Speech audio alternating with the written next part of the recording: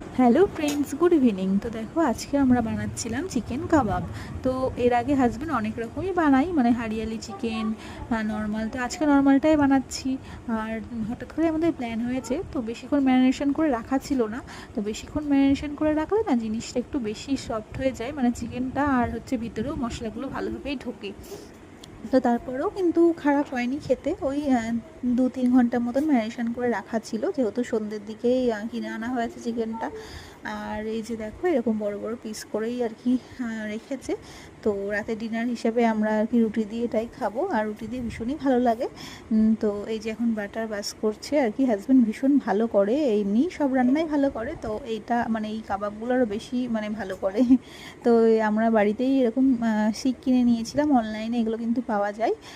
তোমরাও কিনে নিতে পারো, বাড়িতেই অনায়াসে করতে পারবে। ওই রেস্টুরেন্টে গিয়ে খাওয়ার থেকে মাঝে মাঝে যখন ইচ্ছা হবে বাড়িতেই করে খাওয়া যাবে। আর একটু কয়লা রাখলেই ব্যাস, আর কোনো কিছু দরকার পড়ে না। তো আমরা এইরকম বাড়িতে মাঝে মাঝেই করে খাই। আর দোকান থেকে নিয়ে এসেছিলো হাজব্যান্ড এই তন্দুরি রুটিগুলো, এটার সাথে ভীষণ ভালো একটা কম্বিনেশন। তো এই যে আমাদের চিকেন এখন হয়েও গিয়েছে। তো তোমরা যদি জানতে চাও যে কিভাবে করে, তো আমি অন্য একদিন তোমাদের সাথে শেয়ার করব। কমেন্ট করে তোমরা বলবে, আমি অবশ্যই তোমার সাথে শেয়ার করার চেষ্টা করব। তো দেখো, এই যে আমাদের রাতের ডিনার হেভি হয়েছিল। তোমরাও কিন্তু কমেন্ট করে জানাও কেমন লাগছে।